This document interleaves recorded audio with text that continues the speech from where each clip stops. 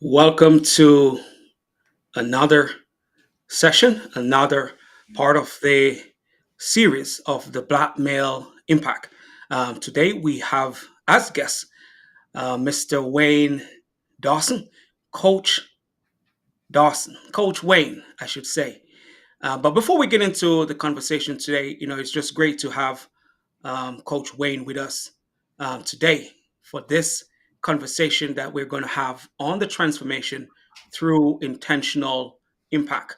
So, Coach Wayne is the founder of VIP Transformative Living, and he's also a certified life coach. And I know most of you are familiar with who Coach Wayne is. But before we even start this conversation or go into the questions and have this conversation, whilst you're here with us, I want you all to please share this conversation with your connection. And sorry, I didn't introduce myself. My name is Richard A. Cross, Dr. Cross.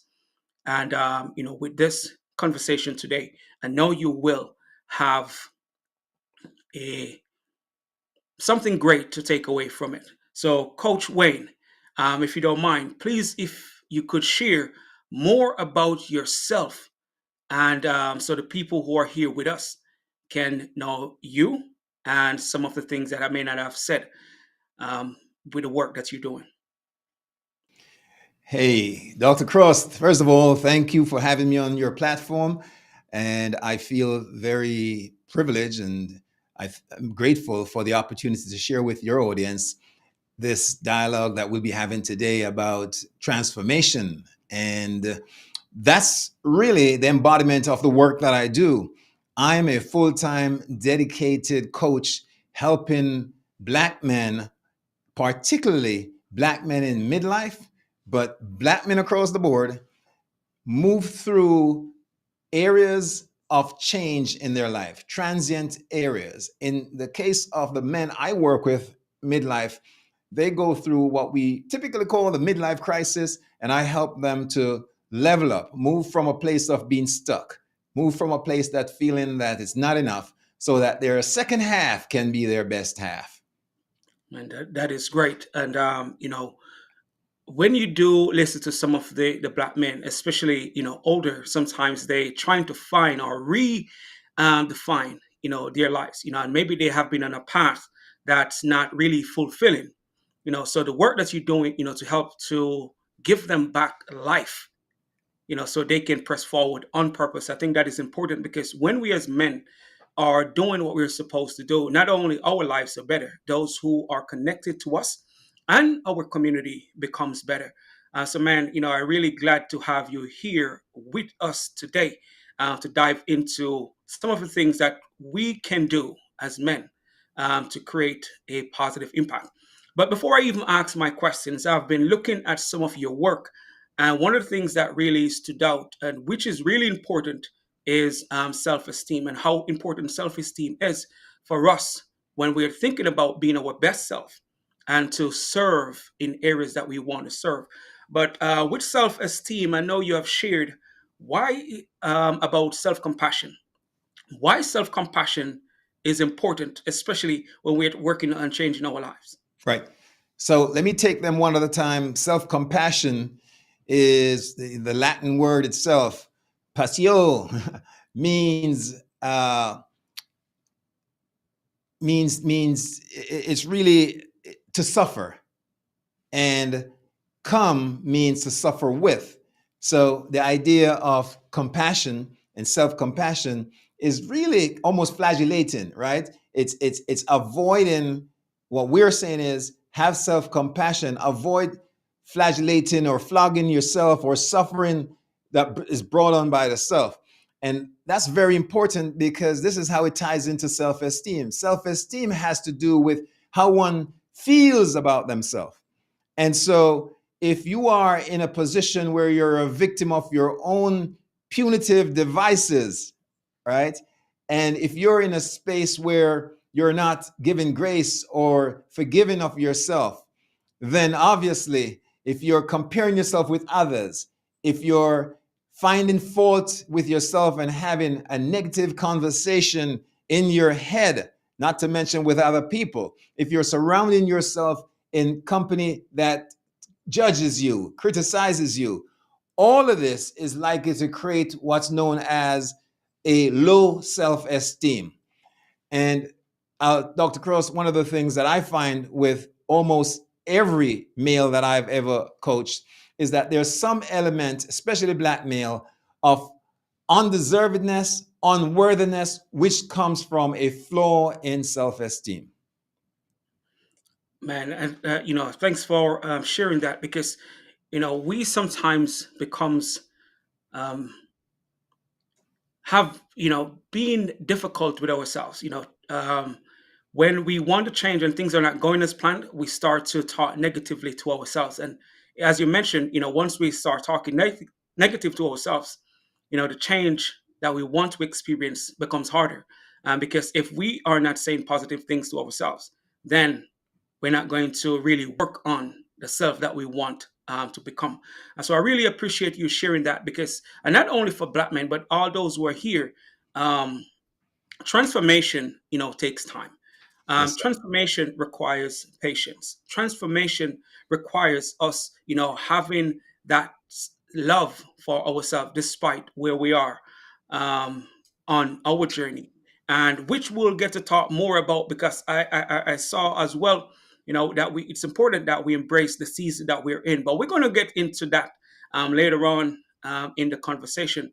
But my first question to you, in regards to personal transformation and growth. Can you share a defining moment in your life that sparked your journey toward intentional impact? Yes. My first marriage ended in an unfavorable way. We broke up. And, with young children in the home at the time, and having had a model of parents who were together for 46 years before my dad passed unexpectedly from a massive heart attack one Sunday afternoon on my mother's lap, I just wasn't ready for a marriage ending so soon. And when it happened, the greatest loss for me was not as a father being able to hear my kids breathe in the next room in the middle of the night and take them and console them and be with them directly. Yeah, weekend visits were cool. And that created for me sort of a domino effect in terms of the impact on me emotionally, psychologically, and physically. That year, I probably lost close to 30 pounds. I was just a mess. And that loss, the family, moving out of the home that was built for the family, and all of that, had me realize, and this was during the course of entering midlife early, had me realize that a shift had to take place. And the shift was not necessarily with all that was happening around me, but all that was happening within me. And so I had to be a new person. I had to learn how to forgive myself, forgive all that had transpired in the relationship, as it were, and become a new human being, a new dad, a new ex-spouse. My ex remarried to a wonderful woman, and I had to learn how to make that work for the purpose and benefit of a new blended family. Man, I understand,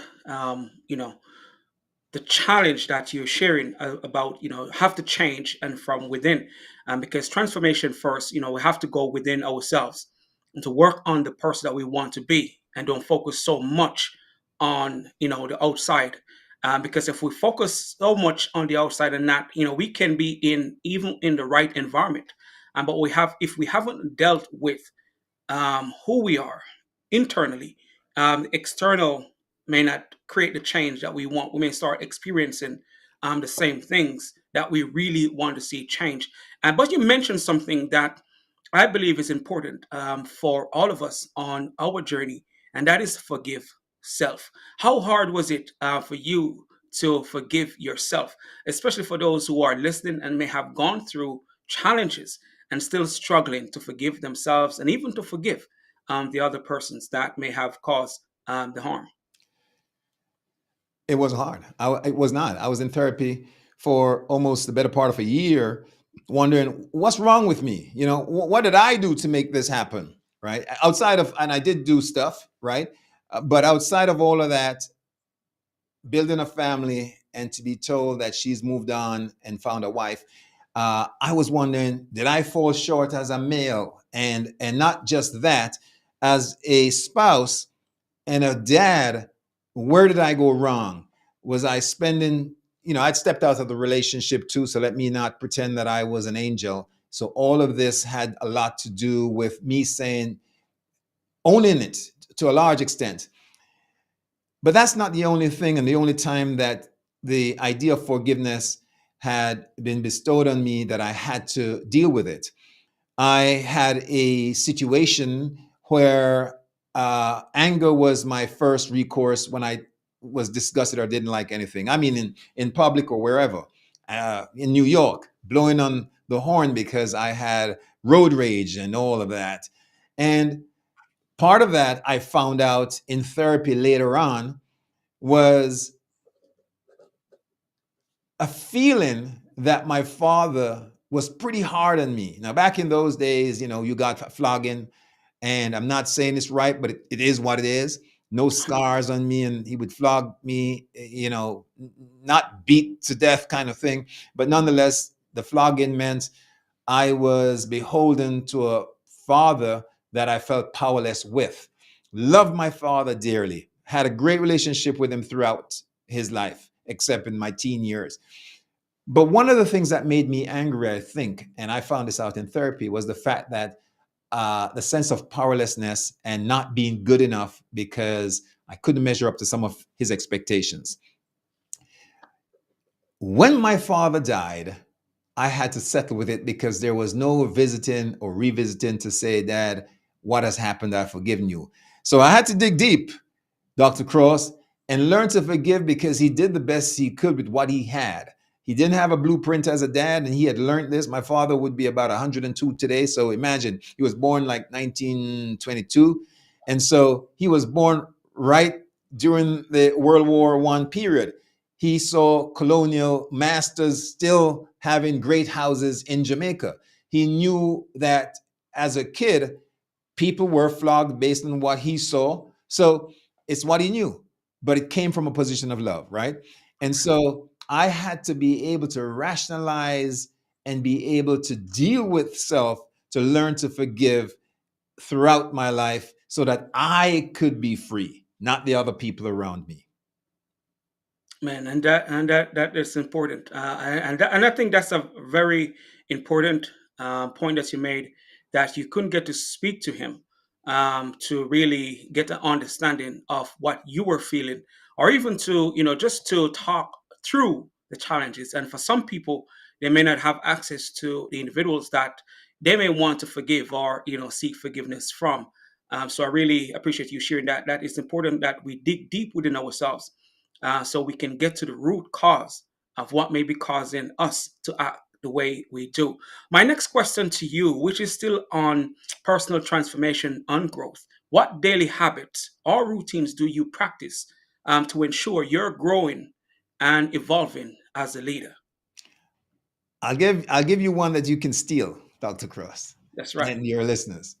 And that's the habit of being grateful. So during COVID, when everybody was cooped up inside, this is early like March or February 2020, my wife and I, we were in the house together as were more or less most couples. And you can pretty much kind of wear out your welcome on each other's space. You want some elbow room. And I love my wife dearly, And the truth of the matter is, instead of getting annoyed with each other, we would get up in the morning and feeling down because everything was dismal. All the news were about people losing their lives, getting sick, loved ones being alone as they suffered and struggled and passed in the hospital.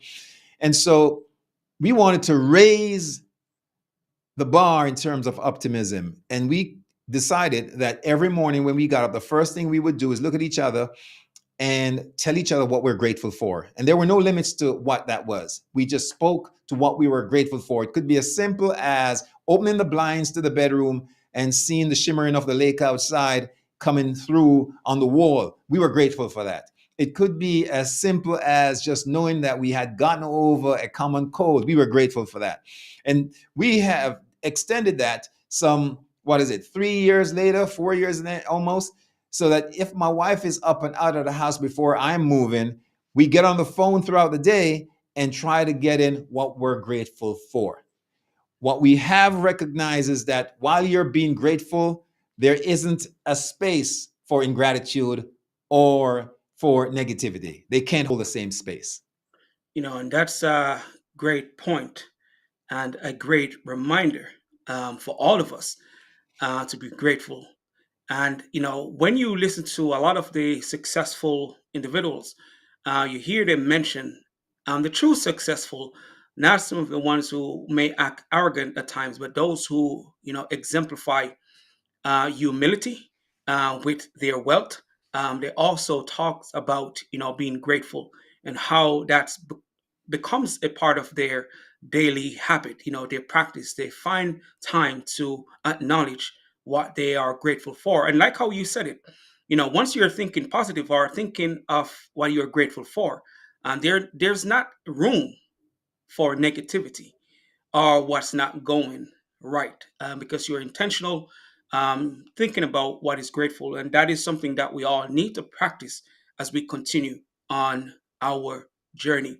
But my next question to you, and I really appreciate you talking about gratitude. How do we overcome self doubt and limiting beliefs when striving for transformation?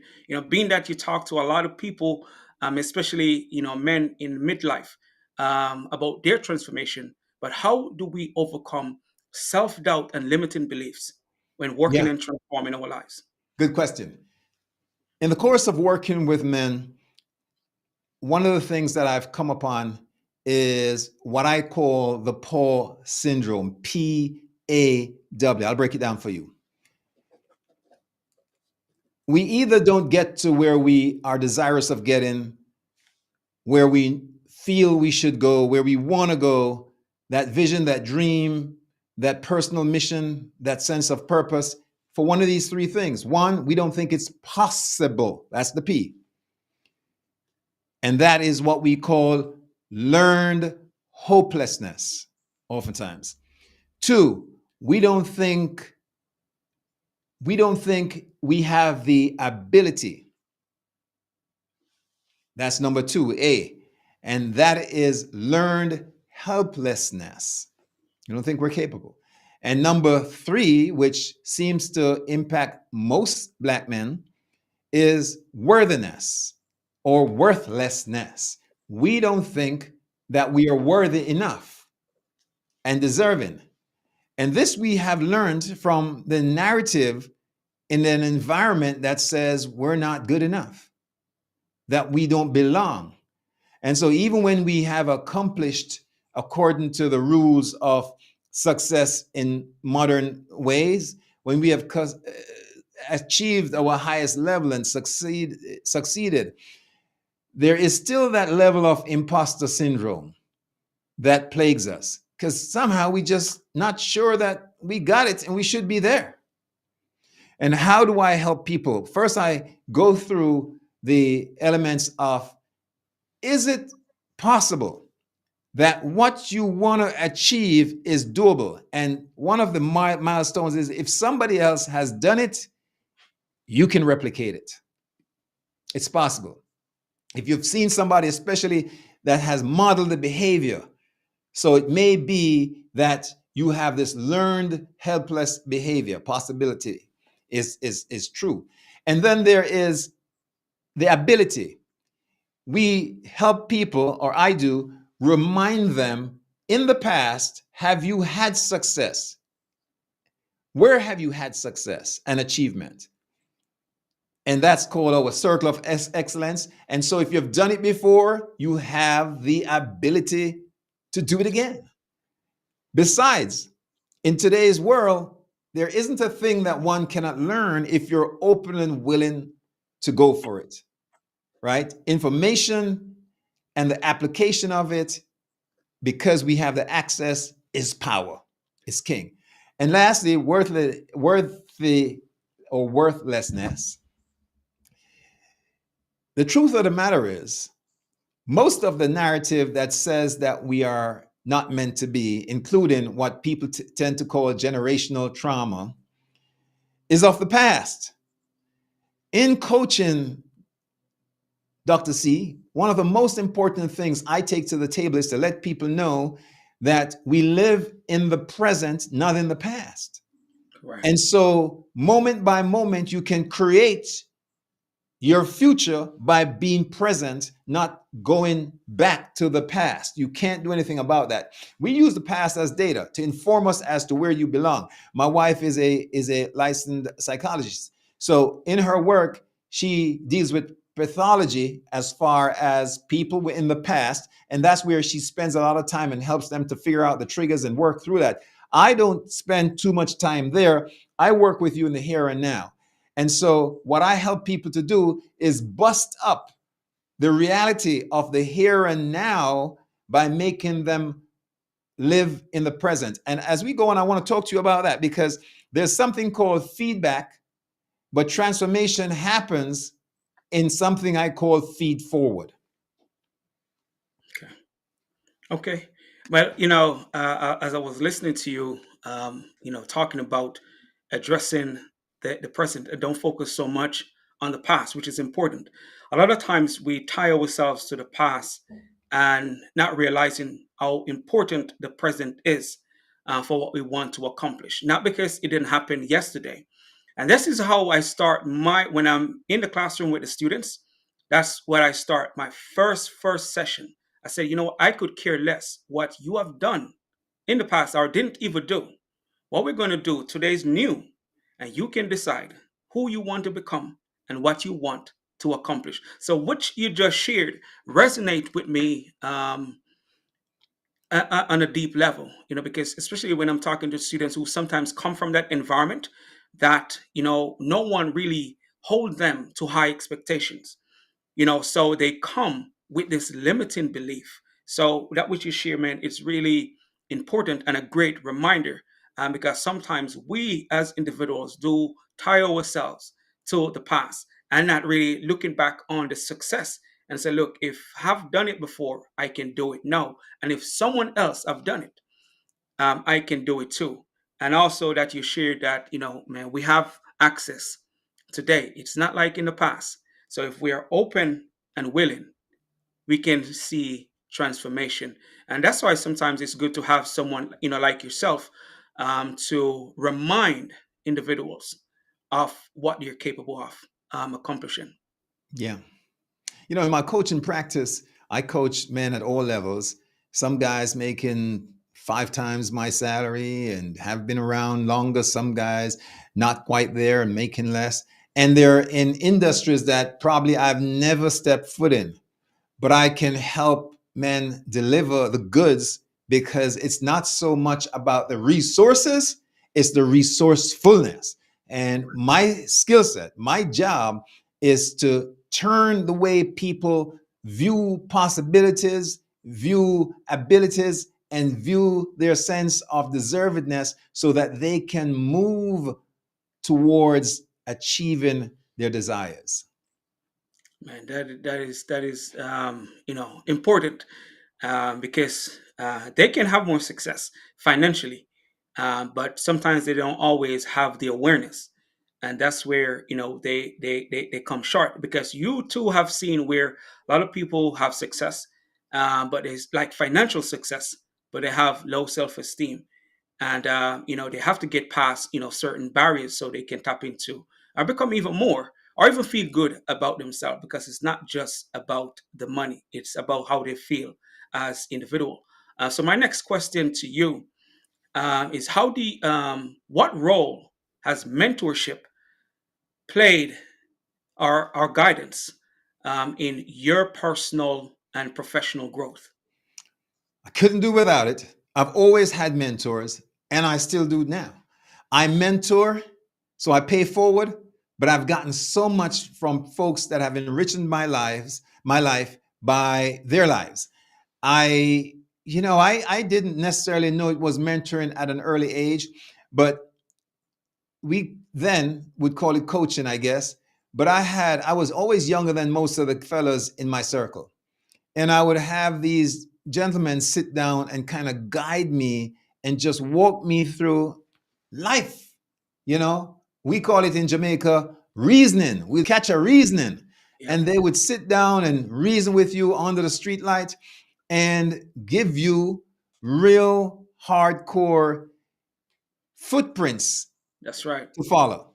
Now, my dad was always there for me, but there were certain things you didn't talk to your father about, especially, as a teen, about relationships and that sort of thing. Financial literacy. He was a builder. My father built houses for a living. My mother made them homes, is what I say. But we never had that conversation about financial literacy, except he said, save your money, right? Didn't have a strategy. But men took me early and guided me, and I was hungry to learn. And as I elevated myself and started getting older, I had more formal relationships, especially when it came to business. I had, in my previous career as an executive for one of the country's oldest non for profits, I had a man who just took me on. I was his protege, you know. I was like the golden child. And so he helped me understand. And when he promoted me and gave me my locations, my site to run, they put in there another gentleman who was going to steward me and help me through learning what it was to be a director for these locations. I can speak over, I've had female mentors, right?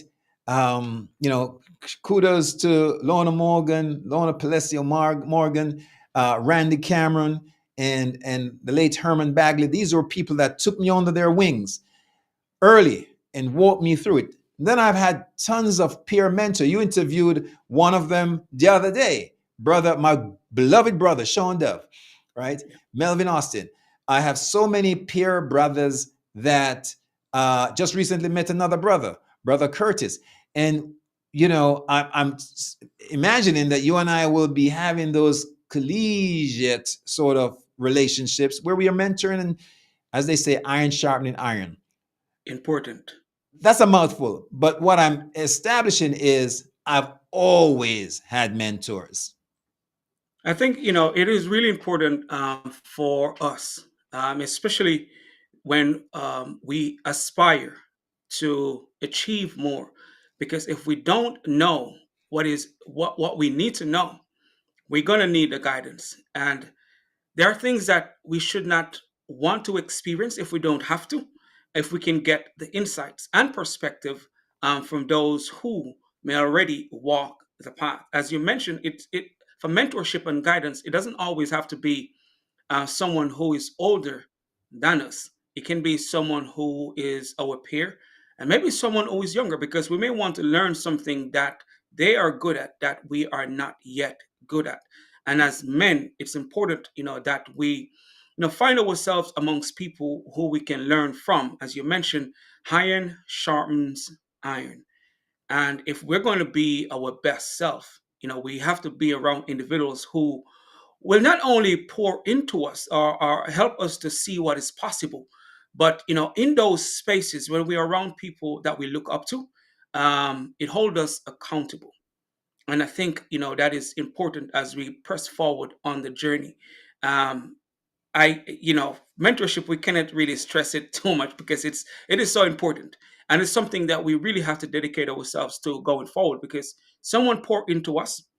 We should see it as a responsibility going forward, as I shared some weeks ago, about what will the next generation say about us. So if they don't see us working together, that's what they're going to say. So they need to see us working and empowering and lifting each other as we press forward.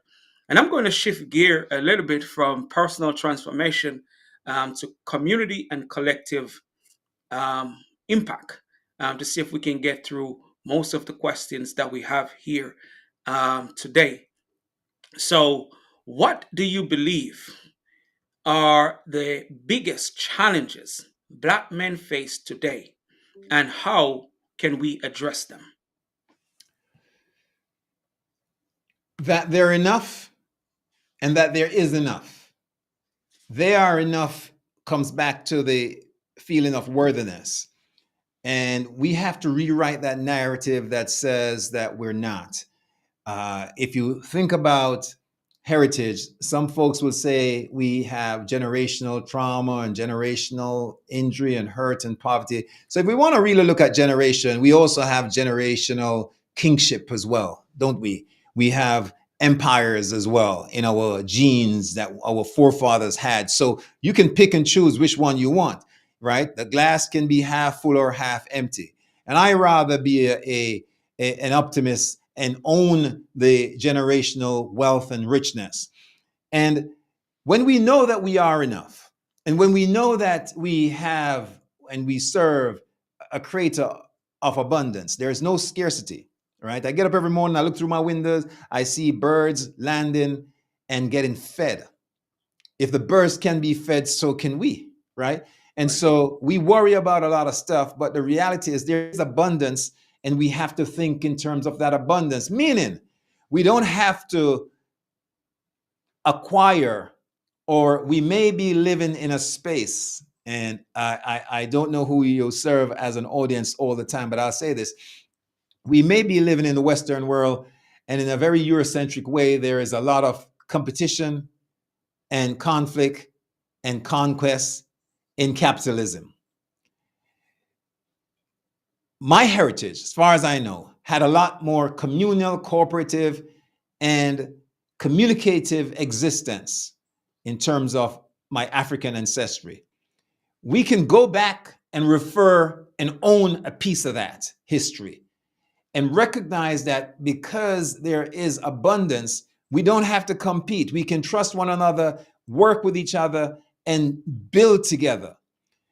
I'll say one thing about right now, no matter what side of the fence you are on politically, it's a time for us to take back real wokeness as a people and recognize we have to become alert and aware and be each other's hold ons. We have to support one another because, as our brother Sean says, no cavalry coming over the mountains to rescue us. It is us. We're the ones we've been waiting for. And so it is time that we need to do this work, come together, trust one another, support one another. And that's what community is all about. Neighborhoods, that's what neighborhoods should be, right? Man, as I was listening to you about, especially when you're using the C's about competition or competing with each other.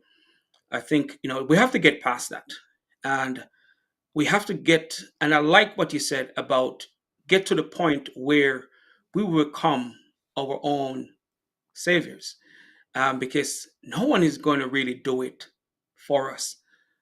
We have to get to that point where we realize our ability and that we can make things happen.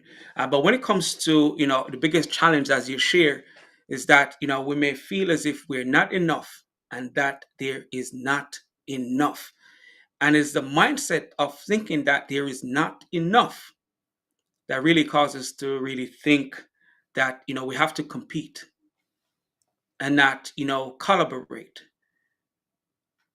And if we can't collaborate and use our strengths to help each other, because we are better with numbers.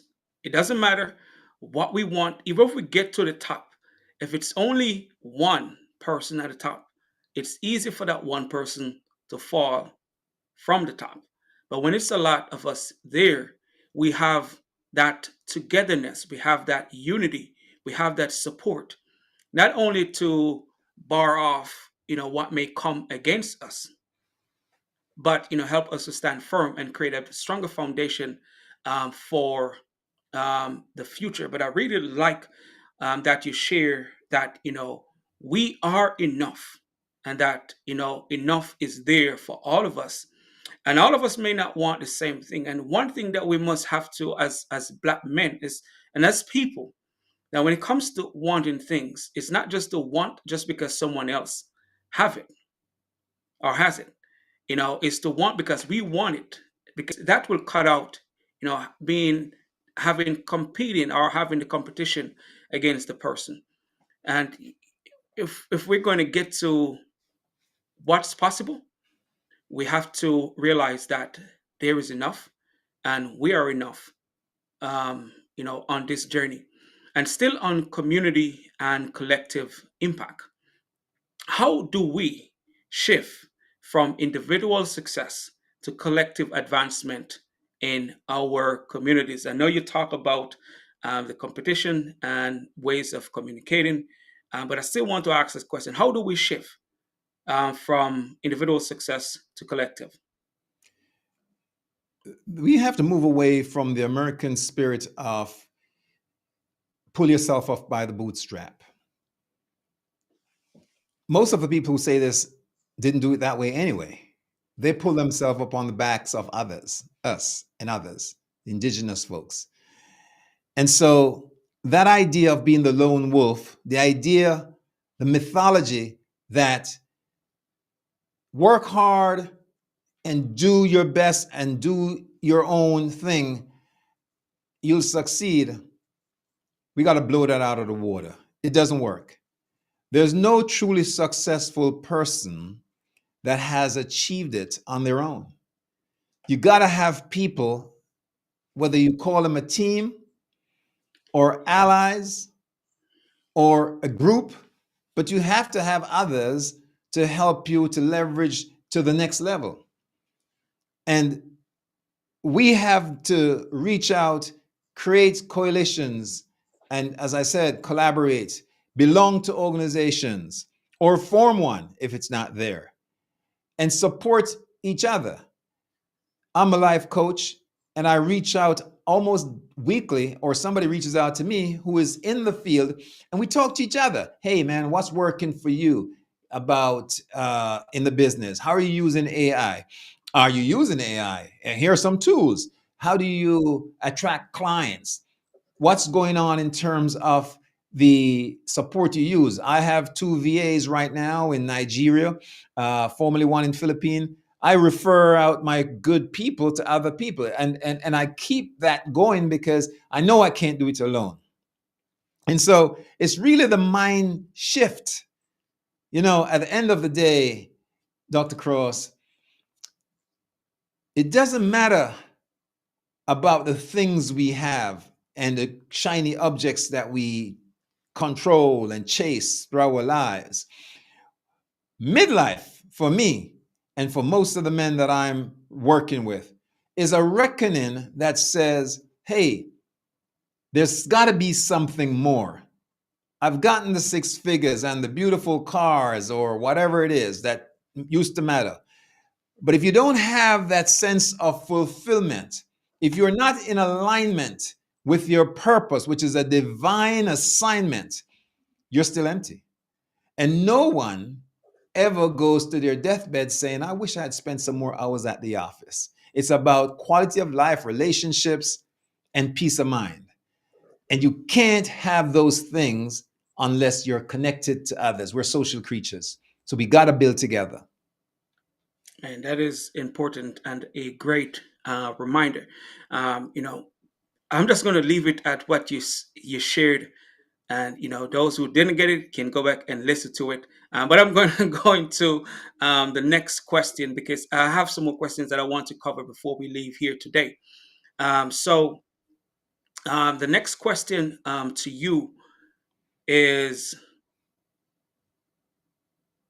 I'm getting the questions. Okay. Can you share an experience where you helped uplift or empower someone, and what impact it had? Because I know you shared about the people that you work with and how you help them to transform. What was that impact like? Maybe from the feedback from those individuals, and how they apply what you have helped them to realize within their own life. Yeah, so many, and have some video testimonials on my site. But let me just think of one that hits home. And this is a young cat. This is not a guy who is a midlifer. But I work with women too, as quietly as it's kept, and couples. And so this is a young man who came to me, and he was having some issues with his relationship, and struggled a lot with being addicted to porn, and had a particular type of porn that he was addicted to. And once we were able to identify where that addiction came from, and let me just say real quickly, so he felt by his single mother that raised him that she roughed him up a lot, because she was playing the role of the missing father, and she was extreme in how she disciplined him. So he got bogged up a lot. And because of that sense of powerlessness that he had as a kid imprinted on him, as he got older, he looked for a certain type form that represented the typology of his mom. Now, this is not incestuous thinking, but the object of that type represented his mom. And so he became an authority figure and a power. And so his sexual acts in porn were around that type form.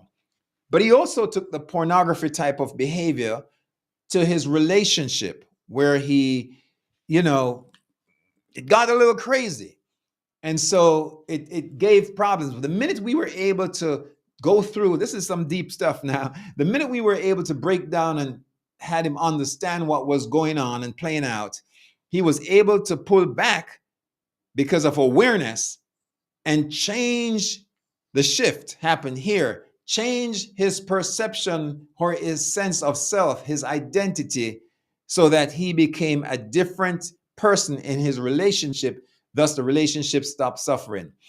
VIP, the acronym in my title, VIP Transformative Living, and some folks know me as the VIP coach, doesn't represent very important person.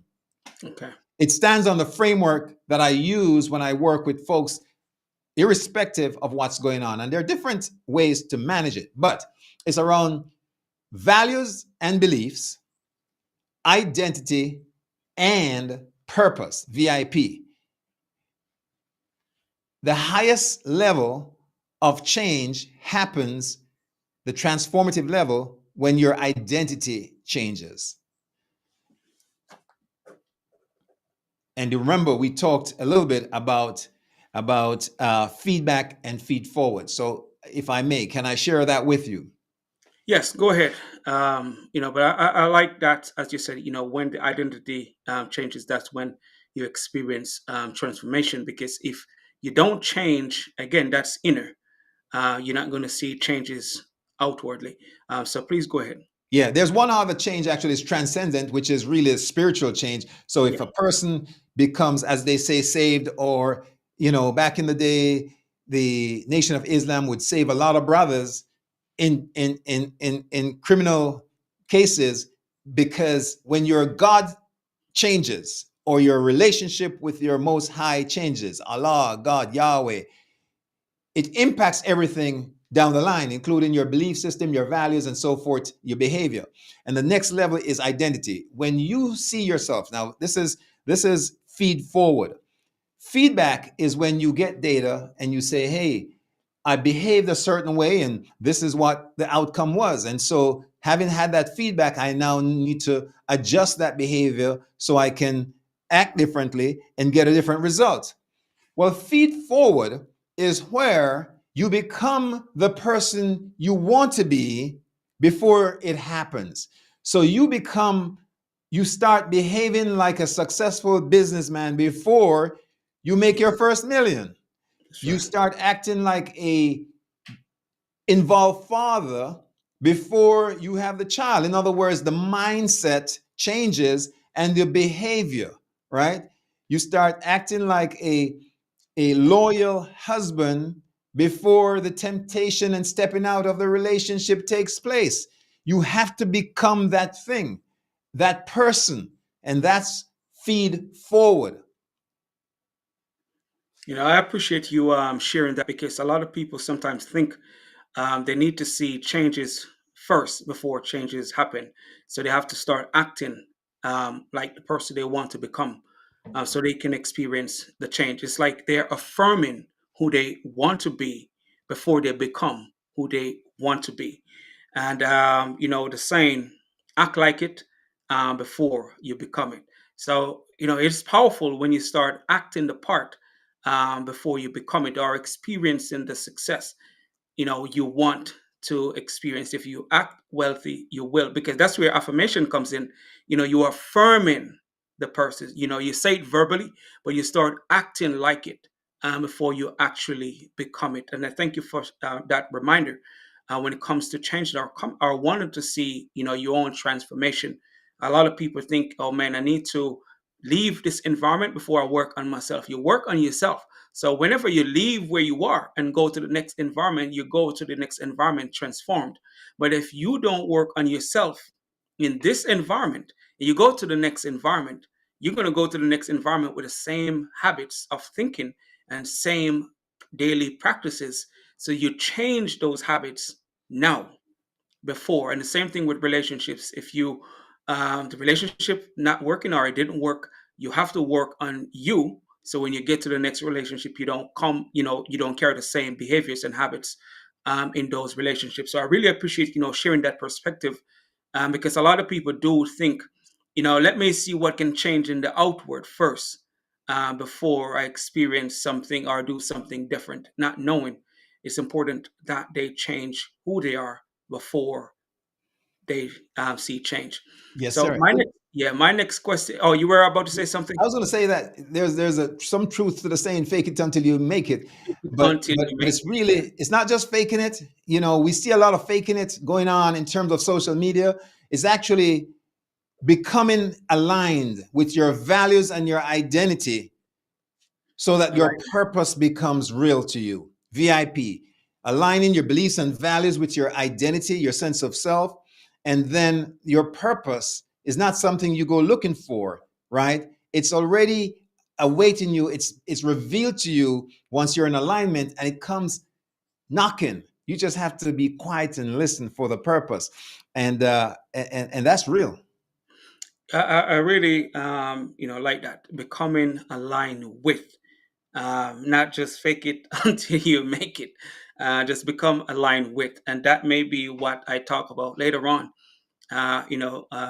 Sharing my thoughts or perspective with black males. So I like that, become aligned with. So that leads me to my next question.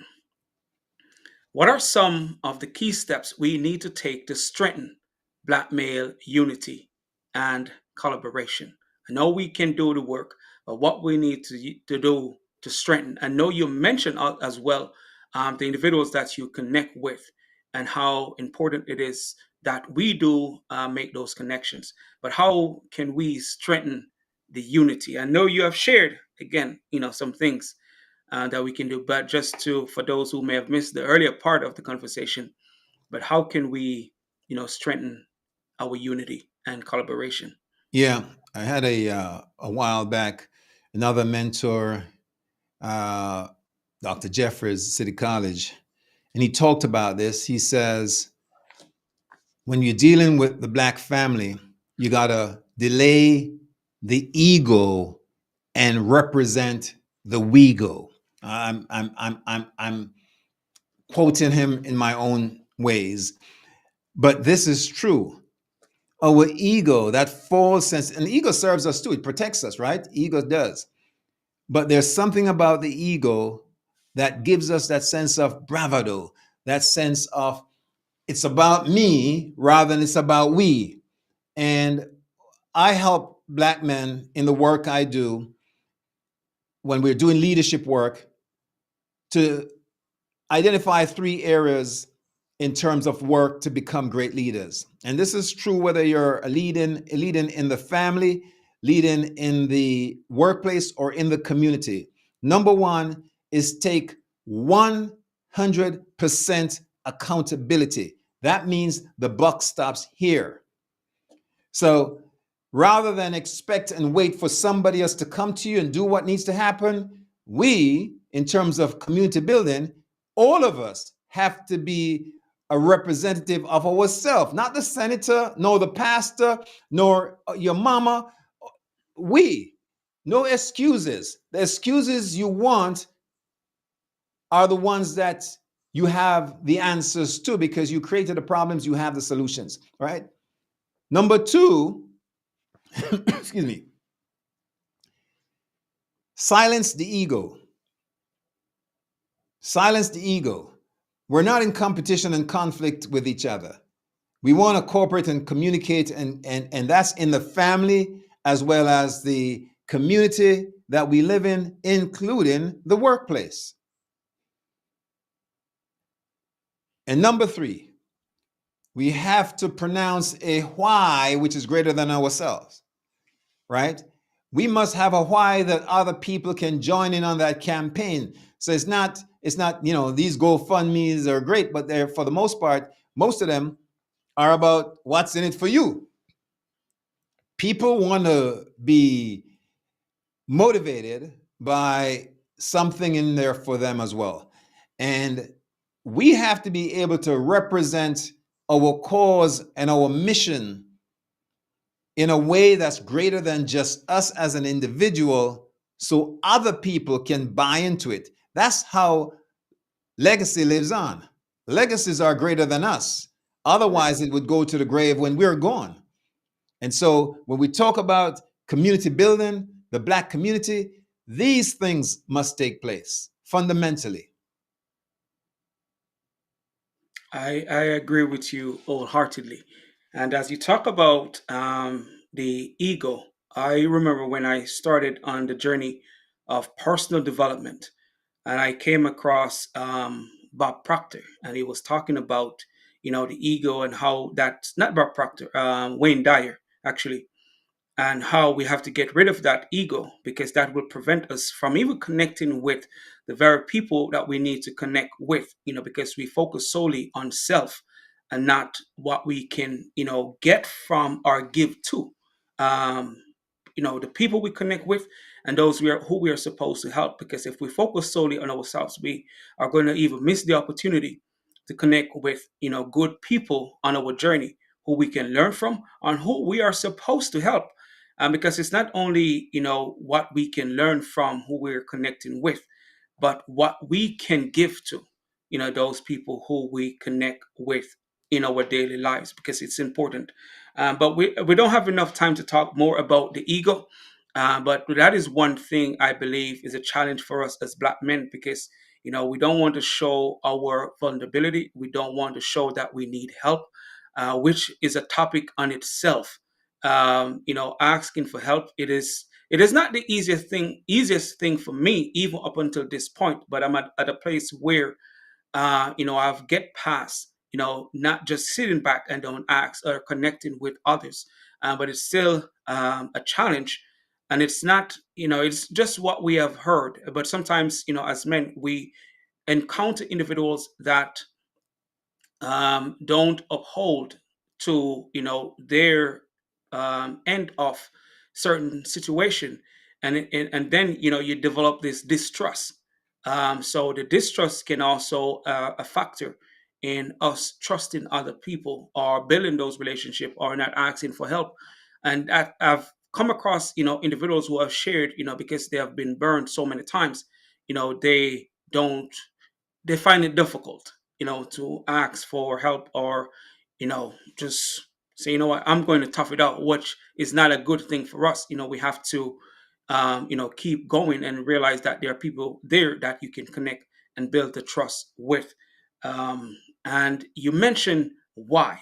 Having a why that is stronger than who we are, really give us that drive to show up each day to keep doing the work that is necessary. So, unless you have something else to share about the why, I'm going to go into the next question about intentional leadership and legacy. So we're What going to was the question? No, no, no. I was saying, unless you have No, no, go something ahead. that you want to share on why, I'm just going to go into intentional leadership and legacy. And what does intentional leadership mean to you? And how do you embody it in your work? Yeah, it's a great question. So, intentional leadership is again about purpose. It's the idea that you must have a clear cut path of where you want to land or go. And leadership, as John Maxwell says, is nothing more than having people who believe in you, who follow you. You can't be a leader without people who are willing to follow. And you don't become a leader just because you get a tag that says you're the boss, right? That's kind of coercive by way of just the psychology and the impression that you could get fired by the boss. But leadership is when you have that vision we talked about, where the why is greater than yourself, where people see in it the need to move according to your directives or guidance or the agency you give them to move towards a thing. So, intentional leadership is having the mindset where you know where you're going, where the troop is going. And it's also having a sense of knowing when to let go and delegate, when to eliminate, and when to plan for and what to do, right? So as a leader, there are some things that you do yourself. Maybe that's why you get the top bucks, because you're the only one in a position to do those things. And then there are people that you delegate, and in delegating them, you're empowering them. You're giving them the sense of trust and I believe in you. And so even though you check in to make sure, because again, you remember, if you're 100% accountable, you can't later on let it fall on somebody who didn't perform and said it's your fault. It's always your fault as a leader, right? Because you should be checking up on it or making sure you're delegating and assigning to people who have the capacity and the agency to do what you're asking of them. That's intentional leadership, right? It's not happen chance. It's being, and sometimes I hear people say leadership is not about management. Yes, it is. You're managing resources, your sources of time and energy and discernment.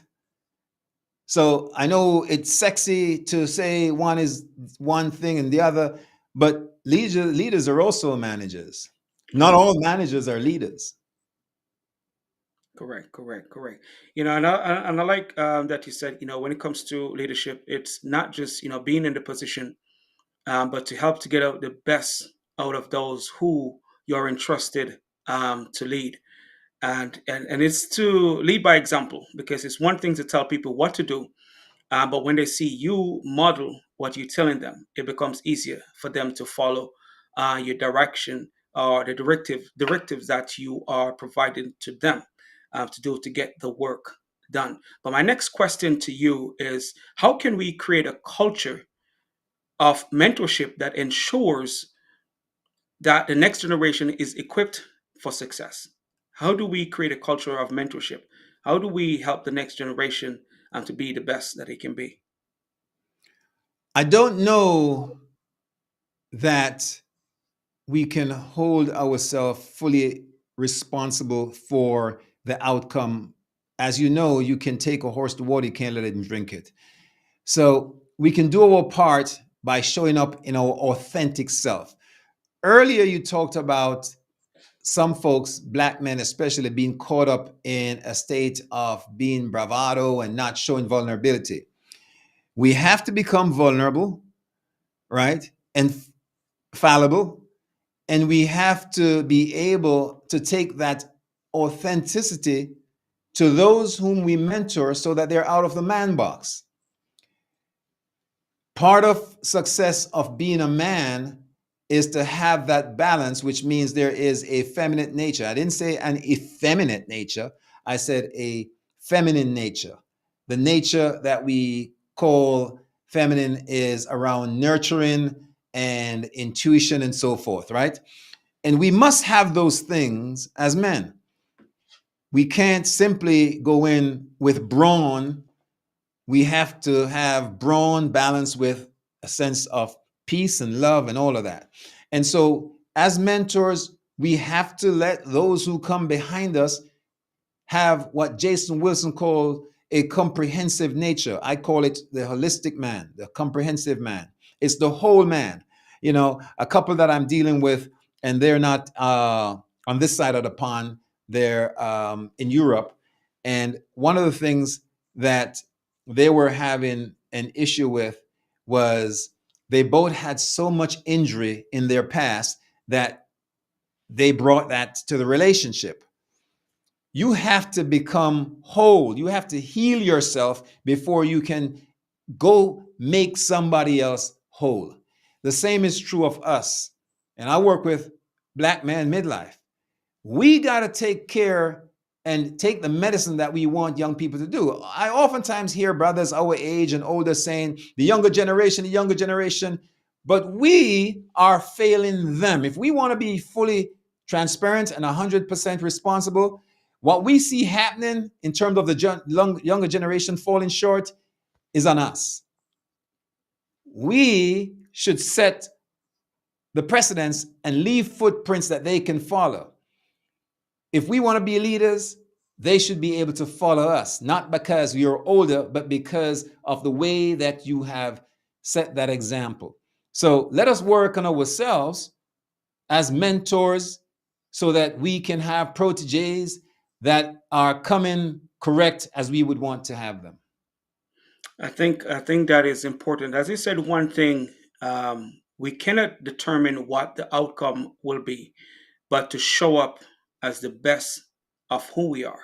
And that is so true, because we can't say what is going to happen in no real situation, but we can do what we think will give us the outcome we want. And that is a great reminder as we go forward on this journey as mentors, as Black men, to be the example for the next generation. We are at the top of the hour, and that's how it is when you're having a good conversation. The time fly by very fast. But before we go, just and even before my final question, where can the listeners, connect with you to learn more about the work that you're doing as the VIP coach? Because I think it's important work, and especially, I like there are a few acronyms that you use that I really like. But where can they find you and learn more about the work that you're doing to make a difference? I'll just make it very easy because I'm on just about all of the major social media handles. LinkedIn, especially, I spend a lot of time there. Facebook and Instagram, somewhat. I just xed out X the other day, and I won't say why, but your guess is as good as mine. But I would say folks can go to my website, and it's VIP Transformative Living. That's VIP Transformative Living.com. If you go to the website, you'll see that you can shout for me to speak. I speak a lot around transformation, about men's issues, um, youth issues. You can have me coach you one on one. I can come into your enterprise or organization and do workshops for you. And you can find me in all of the social channels by hitting that. We have a weekly podcast for Black men and women in midlife. It's Midlife Revolution Unleashed. Just search that in your favorite podcast and you'll find us. I have a weekly newsletter. So there's so much going on, my good brother, that VIP transformative living.com will take you wherever you need to land. Thank you for sharing that. So, for those who didn't get it, it will be somewhere in the description, so you can, get a connection with Coach Wayne. But before we leave, my final question to you today: if you could leave one message for young Black men striving for impact, what would it be? Be very clear with whom you declare yourself to be. That is your I am. Anything that you proclaim after saying I am will be manifested. So don't loosely claim identities that you don't wish upon yourself. The N word, there is nothing fun or friendly when we know the connotation. Do not declare and proclaim yourself that N word. It it takes away from you, it doesn't empower you. So from here on, brothers, declare I am and declare your greatness. And that's a great reminder, because I often tell people, well, I don't use it for one, and I don't allow those around me to use it because it's not empowering. It doesn't do anything for us, really. But I appreciate, that reminder, because that's one thing that we have to tell our young people. If they want to feel empowered, what they say about themselves is important. So we are at the end of this great conversation. Again, I want to thank Coach Wayne to be here on the Black Male Impact. I can tell you this is not our last conversation as we go forward on the journey to empower our community, to empower especially Black men and who they can become and what they can achieve and the things that they can do. So it's important that we continue these conversation. Again, for the listeners who are here with us, I want to say thank you for being here with us. Again, our goal is to bring guests that we believe will share insights and perspective that we all can use as we press forward on our journey. Thank you for being here on the Black Male Impact, where positive changes are inspired.